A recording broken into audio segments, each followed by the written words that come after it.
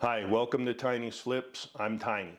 Today we're going to be doing a tutorial on crown molding for your cabinets. Crown molding is the molding that goes up on the top of your cabinets, up along this area here, to fill this gap and give your cabinets a more modern, nice look.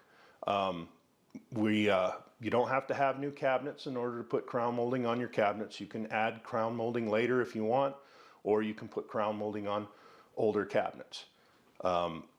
We're going to be doing tutorials on this channel. If you've got a subject you are doing or having trouble with, leave us a comment and we'll see if we can do a video for you. We're going to show you the steps how to install crown molding today. I'm going to approach this as trying to make it as simple as possible for anybody who has just minor experience with power tools and hand tools. Crown molding's challenging even for the most experienced finish carpenters, so I'm going to try and make it as easy for anybody from your professional to your homeowner. Let's go outside and take a look at some of the tools we'll be using to install our crown molding. Some of these tools can be expensive, so you may have to rent them or want to rent them from your local tool rental place. The first tool we'll be using today is a miter saw. This is a 12-inch miter saw. This one will do pretty much any size of crown molding you're going to be doing. These saws are very dangerous, and I would recommend that you have some experience using this saw before trying to install your crown molding. The next tools we're going to need are an air compressor, a nail gun, and an air hose. The air compressors, they come in many different sizes. This is a small one. There's a knob on the front here for adjusting your air regulators or your air pressure. We're going to want our air pressure to be around 70 to 75 psi. We're putting in alder crown molding, which is a softer wood. If you're putting in oak or maple or a harder wood, you're going to want to increase that pressure to probably closer to 90. The other tool is a 18 gauge brad nailer. 18 gauge for me is I prefer for crown molding. It leaves a smaller nail head hole, and a 3/4 inch nail is plenty long enough. You might, if you're using hardwood, you might check your gun to see what the maximum pressure is. And then the last thing is just a standard air hose. These come in lots of different sizes. Just make sure your connections fit your nail gun and your compressor. So we've discussed power tools, what you're going to need to install your crown molding. So what I've got in front of me here are the hand tools and other products we're going to need to install our crown molding. We're going to want some kind of a straight line. This is a 4-foot level, but a long yardstick or anything that we can draw a straight line with will work. We've got our regular carpenter's pencil, a smaller torpedo level. We've got a nail set. We've got our utility knife, a speed square, a regular hammer. For safety, we got our goggles and some earplugs for using the power tools. And then we've got our wood putty and some paper towels, or you can use a rag if you prefer. These tools here are a little more specific. I'll start with this glue. This is your basic super glue and a hardener. We are going to use this on our corners, and I'm going to give a little shout out here to some of the guys that I learned this from. Ben and Brandon, Mike and Davison are the ones who taught me how to use this stuff on these corners. So we will be using this today as well.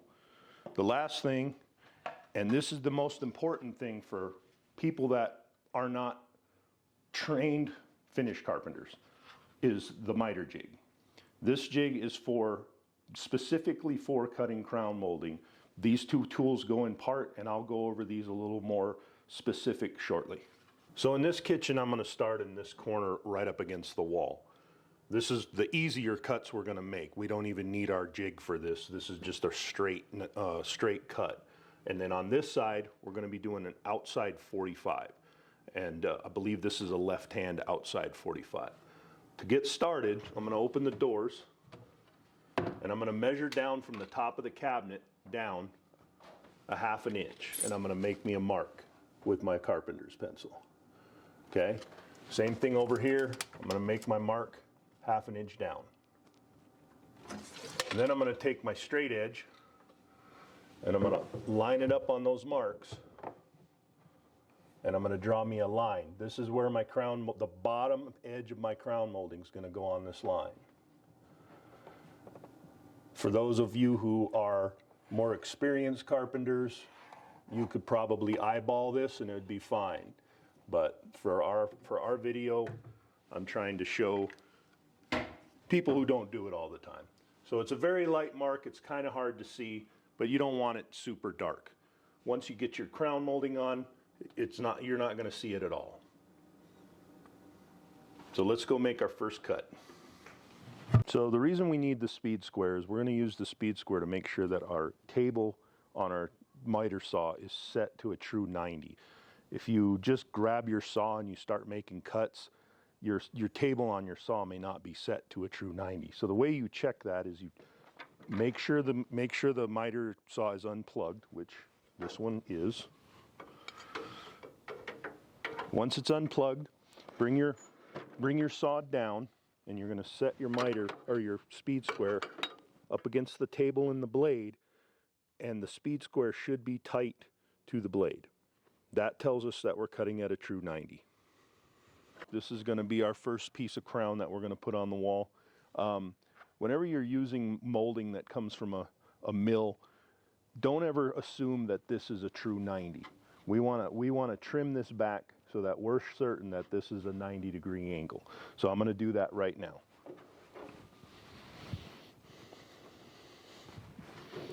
You don't have to take a whole lot off, just enough to make sure that your trim is a true 90, so we got a nice tight fit up against the wall.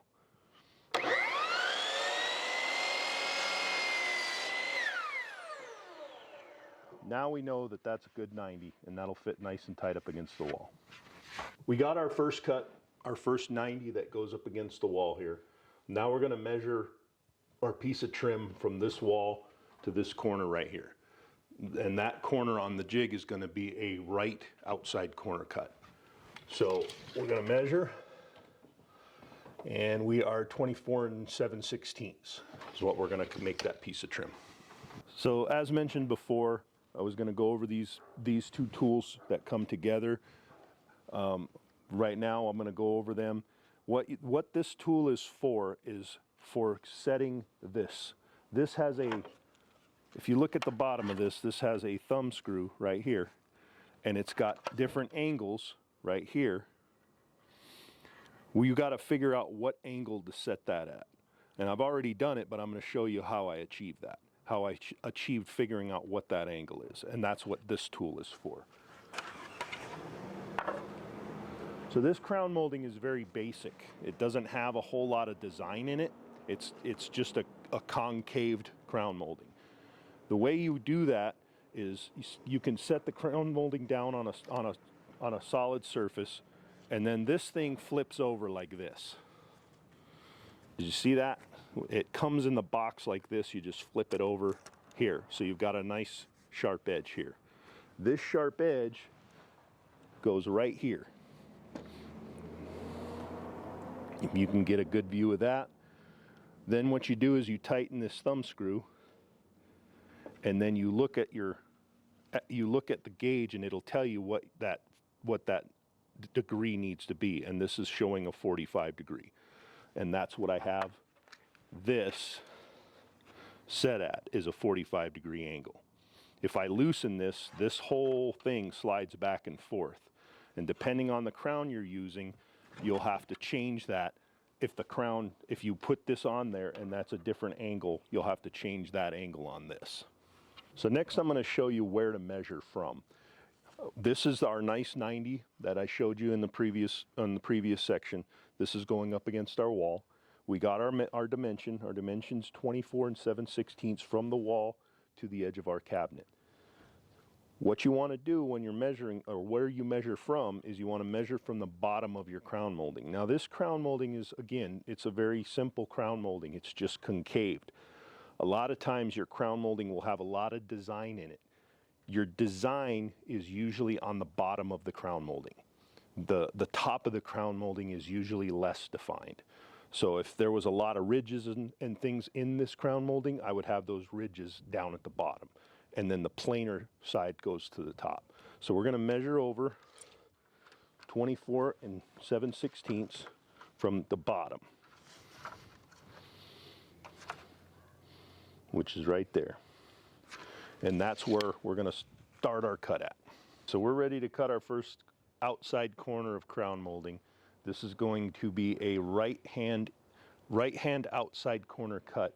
If you look on our jig here, it tells you how to set your jig up, what side to put the jig on, and how the saw needs to be placed.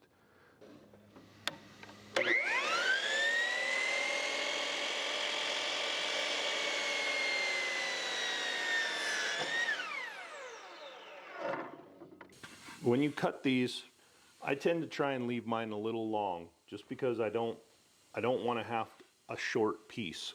Then you've wasted a piece of it. So for me, this one's lined up pretty good. You can see it's nice and tight into that corner, and we're up against the wall over here. So I'm going to go ahead and put 2 nails in this just to hold it for now, and then I'll put a few more in it after we get the front piece put on.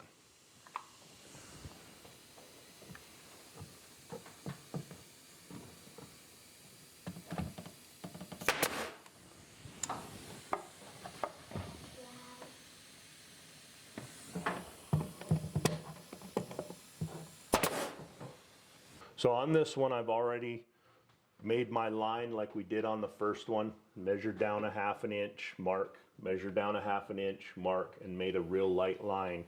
That's where my crown molding is going to set. So for this piece, I'm going to be measuring from our last piece of crown right here to this corner right here. And then we're going to be cutting a left hand outside and a right hand outside 45 degree. Well, left hand outside 45 degree, right hand outside 45 degree. We're going to start with a right hand outside 45 degree corner. The jig that we're using requires that you put your crown molding upside down in the jig. So this surface right here would actually be the bottom of the trim. So remember that if you're using one of these jigs, that you want the bottom of the trim to be at the top of the jig when you're cutting. So we're going to go ahead and set this up and make this cut. So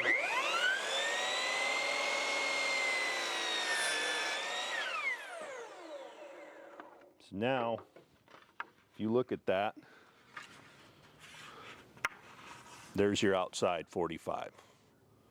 And that's how that trim's going to go. You can see how I flipped it over after I made the cut. So now we're going to measure from here, from this bottom point here to our next point here, and then we'll make our left hand outside cut. Now we're going to do a left hand outside 45 on the other side. So we're going to take our jig and we're going to slide it to the other side of the fence, and we're going to move our saw to the opposite 45, just like that. The saw locks in place at the 45 on the other side. So now we've already made our measurement. Our measurement was 50.5. And again, remember, we're cutting upside down. So this trim needs to go like this, and here's my mark at 50.5 right there. So then you put your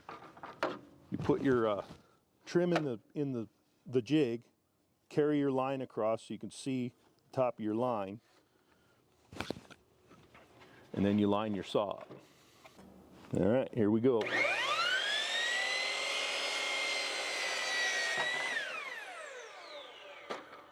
Now 50.5 was a little long, and again, I like to cut these a little long just to make sure if we need to take a little bit off, it's better to take a little off because you're not going to be able to put any back on. Okay, so we're going to glue these corners together. So I'm going to take the glue, I'm going to put a bead on the trim here. If you see here, I'm going to put a bead of glue along that edge, and I'm going to put a bead of glue along the edge, the inside edge of that piece of trim. Then I'm going to take some of this, which is a hardener. I'm going to spray a little bit of that hardener on this edge, and then I'm going to stick the two together.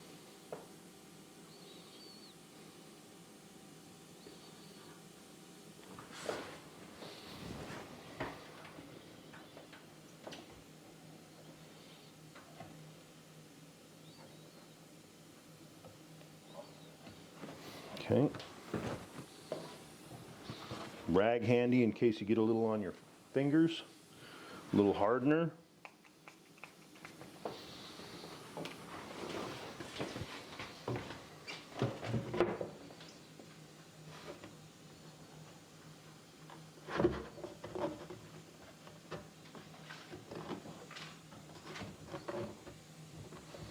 And then you just push and hold and let that set up for a few seconds.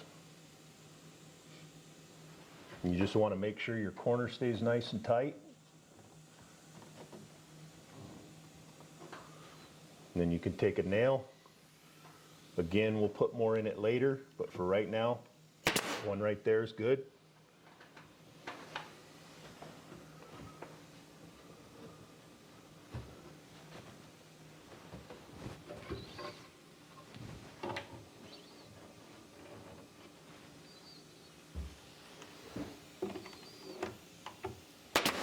One right there for now. Now that we're at this point, we've got an outside corner and we've got an inside corner. So this piece of trim is going to look different than the last one we did. This is going to have an outside corner cut on one side and an inside corner cut on the other. So your measurement point is from the inside corner to the edge of this piece of trim. So let's get that measurement real quick. And that measurement looks like 12 7/16. For this piece of trim, we're using one of the cutoffs from the long piece we cut one of the other pieces out of. You want to try and use up this trim as best you can, because a lot of times you only have so much to work with. So if you have pieces that are long enough that are cut off from a longer piece, use them up first before you start cutting into the longer pieces. We're going to start with a left hand outside 45 degree. The saw's already set up from the last cut we made, so I'm going to just go ahead and make this cut real quick.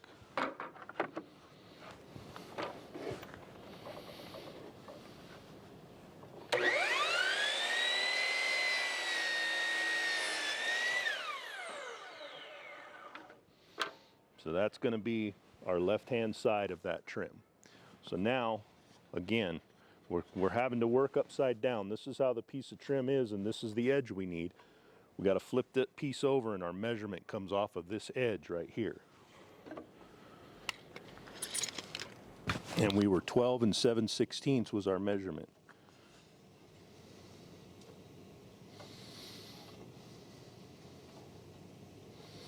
Which is right there. Now, the only place we can see this is here, so we need to carry that measurement around. Come around and down. If you want to use your speed square, you can use your speed square to do it, if you want to be as accurate as you can. I always leave a little bit of extra material so that I don't have to be completely accurate with my pencil marks. And then if I have to, I'll just trim it on the saw. But you can use your speed square if you prefer. So now we need to cut a right hand inside 45. And if you look on here, this is how we have to set up the saw for a right hand inside corner. Our saw is set up right. We just need to move the jig from this side to this side. So now we'll set our piece of trim in.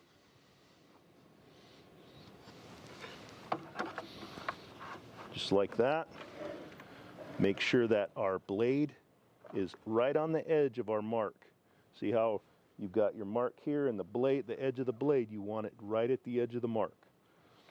And then you're going to make your cut.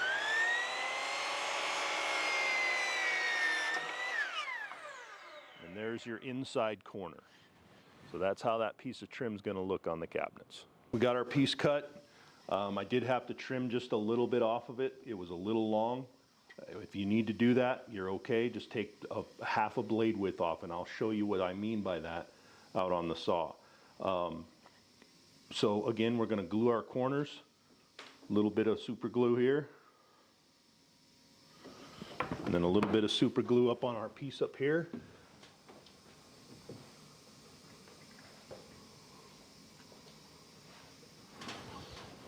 And then we spray our hardener.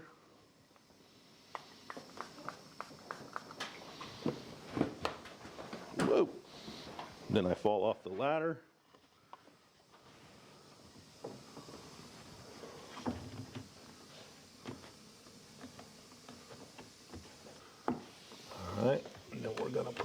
couple of nails to hold it in place.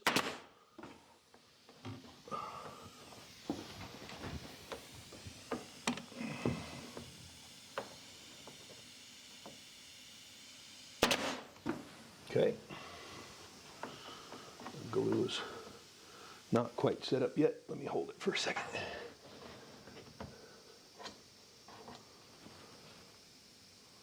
This is one of the instances you're going to need your nail set. When I put this piece of trim in, this back side of the trim did not get nailed tight to the cabinet. So what I'm going to do is I'm going to step up here, take my nail set, put it on my nail, and I'm going to drive that in a little bit so that my piece of trim is tight against the cabinet right here. The next piece we're going to be putting in is this one that goes across the valance here. So we're going to be taking a measurement from this corner here to this point right here. Now this angle on this side is a 22.5 inside right. This one is a 45 inside left. The next cut we're going to be making is a left-hand inside corner on a 45-degree angle. If you look at the jig, this is the way we need to set up our saw, left-hand inside corner. If you can see, I've got the saw set up the way that the jig's requiring. So I'm going to set this back on here, and I'm going to make this cut.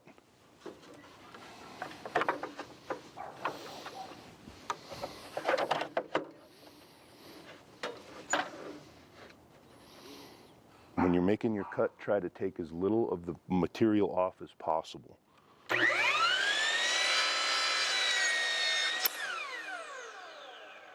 So the next cut we're going to be making is an inside right hand 22.5 degree. So if you take your jig again and you look, we're going to be doing this setup right here. Your saw goes this direction and your jig goes on that side of the saw. I've got the saw set already, and I've got my jig on this side of the saw. Again, your 22.5 degree angle, your saw will automatically lock into that angle. So when you're moving your saw table or when you're moving your saw angle, it will lock in to where the 22.5 degree is. Let's go ahead and make our cut.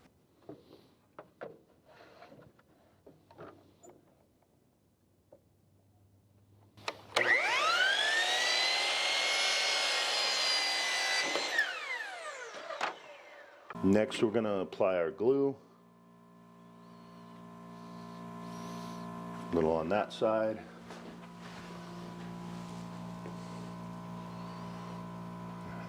And our glue on this side. Then our hardener.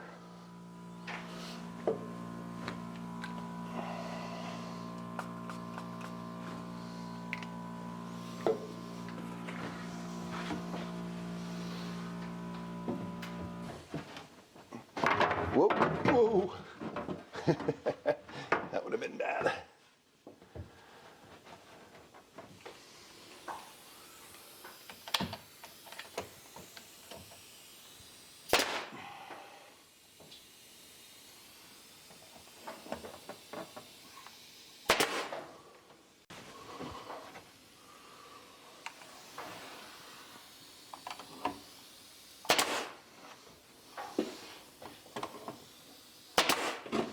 And there you go, that piece is in. Okay, our next piece is going to be right up in here. We're going to have a 22 degree left hand inside and a 22 degree right hand inside cut. So we're going to go ahead and get our measurement for the piece that goes in the corner here. We're going to measure from this point right here to the end of our last piece.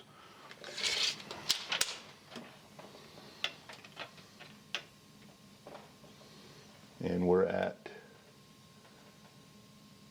16 13/16.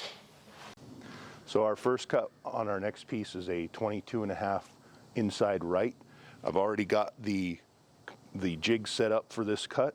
The last cut we made is the same, so I'm going to go ahead and cut this one right now.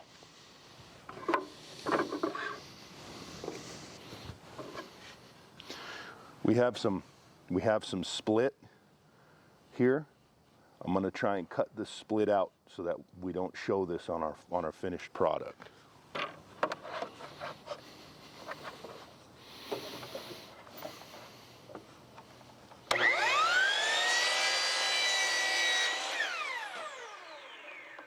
And that's our first cut. So I've measured my 16 and 13/16, made my mark, carried it over to where I can see it when I make my cut. I've transferred my jig over. Now I'm on a left hand 22.5 inside corner. Again, you can look at your jig, left hand inside corner. This is how you want to be set up. Saw in this direction, jig on that side of the table. I've already got my measurement. Let's go ahead and make our cut.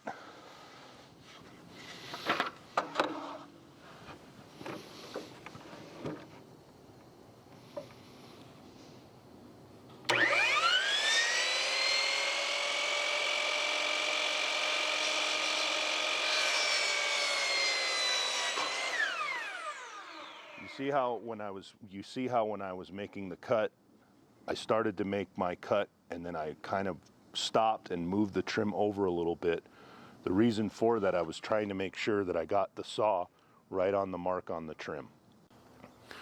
Okay, so I have not reached perfection in life. I hope if you have, good for you. The last piece we cut was about 1/8 of an inch too short. Instead of 16 and 13/16, it was 13 and 15/16. So I've already cut one side. I've got my other side marked. I'm going to go ahead and make this cut and make sure we cut this one long enough.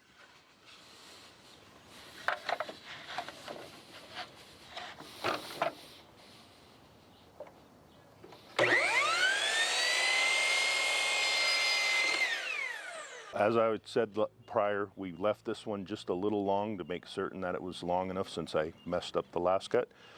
It is still just fairly long, so we're going to take what we call a half a blade width off. What that refers to is the blade of the saw.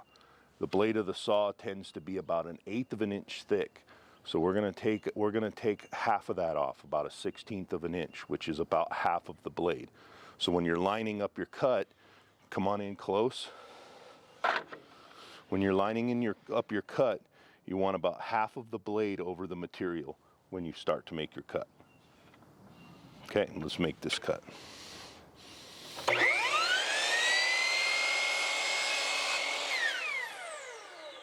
That's a half a blade width.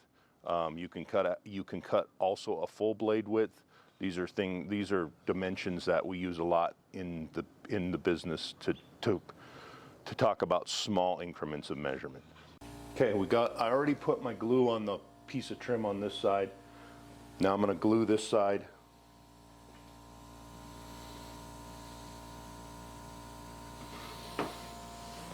Again, put your hardener on.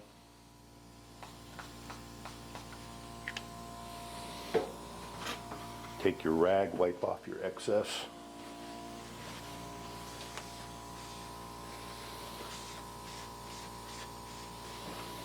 Let's get this one installed. Whoops.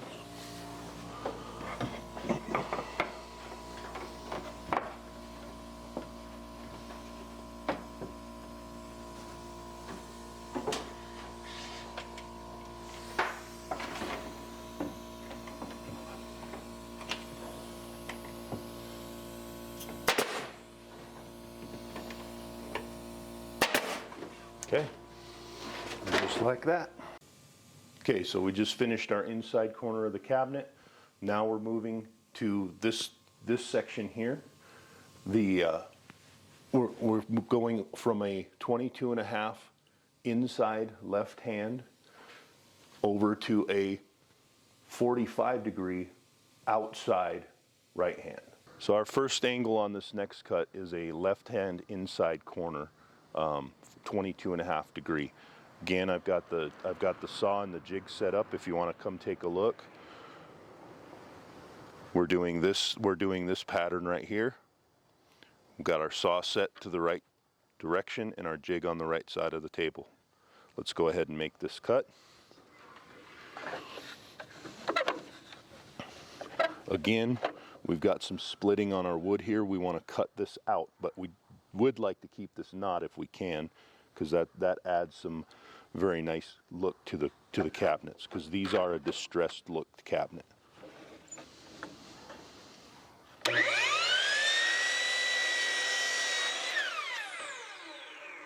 33 inches exactly. So we're going to make our measurement at 33 exactly. Let's go ahead and change our saw to our next cut, which our next cut is a right-hand outside corner, 45 degree. So that is how we're going to set the saw up.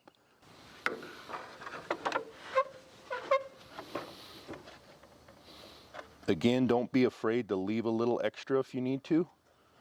If you're intimidated about making the cut and afraid you might make it too short, you can always take some off, as we learned in the last video.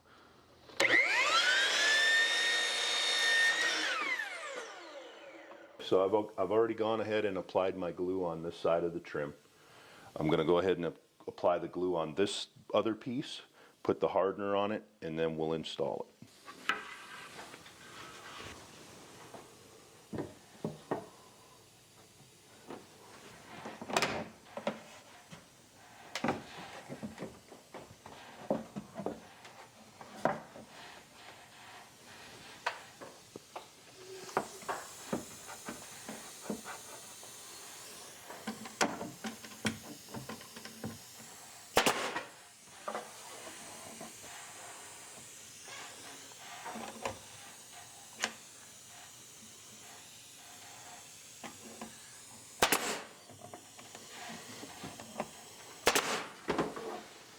We had a little issue when I put this piece of trim on. My corner here came apart. The glue just didn't hold, so what I ended up having to do is I had to take some more of our glue. I put some glue on the top of this to where it could work in between these two pieces of trim. Then I took some hardener and I sprayed the hardener on top as well. Sprayed some hardener here, and then I held it until it adheres back into place. You may run into this from time to time. It's not a big deal. Just go ahead and re-glue it and it'll hold just fine. So for our final piece on this section of the cabinets, we're going to have this piece right here. We're going to measure from the wall to the corner of the cabinet. So I'm going to go ahead and do that now. Fortunately, I'm 6'4", so this is not that hard. But if you need a ladder, you use your ladder. We're at 12 inches and 12 3/16 of an inch. For our final piece of trim on the run of cabinets we're working on, the cut up against the wall is just a straight cut, as you can see here. I didn't show this cut. It's a pretty straightforward. You just set your saw to 0 and make your straight cut. The next cut we're going to be making is a left-hand outside corner, 45 degree. Again, you refer to your jig, it'll tell you which way to set up your saw. So we're left-hand outside corner, saw is facing this way, jig is on this side of the table. Let's make our cut.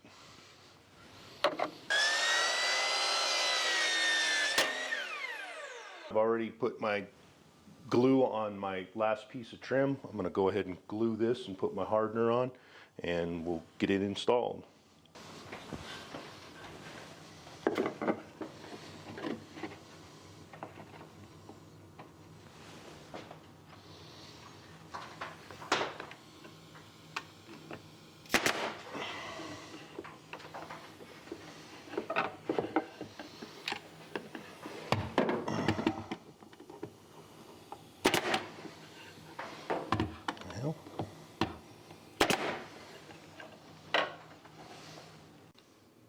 We've finished our run of cabinets, and now we're going to go ahead and do a short little, just real quick putty video for puttying the nail holes you left behind. I'm using a stock color of putty from the hardware store that we got that's real close to the color of our cabinets. A lot of times when you order cabinets, the cabinet company will send you putty that matches the cabinets. If you're putting in your own crown molding, there's lots of different colors you can pick from the hardware store that should get real close to matching your cabinets. Don't be worried about it being perfect.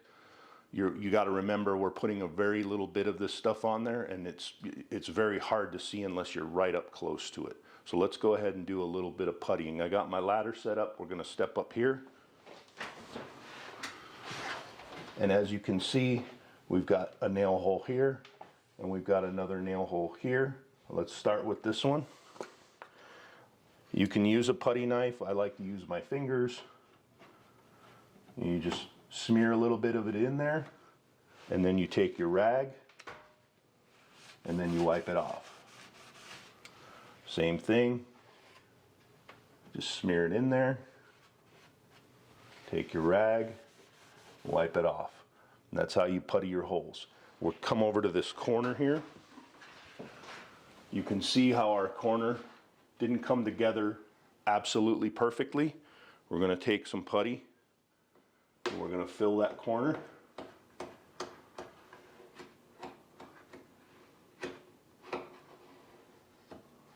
Again, you're going to take your rag and wipe it off. Got to get a little bit more up high. Again, you can do this with a putty knife if you prefer. Take your rag.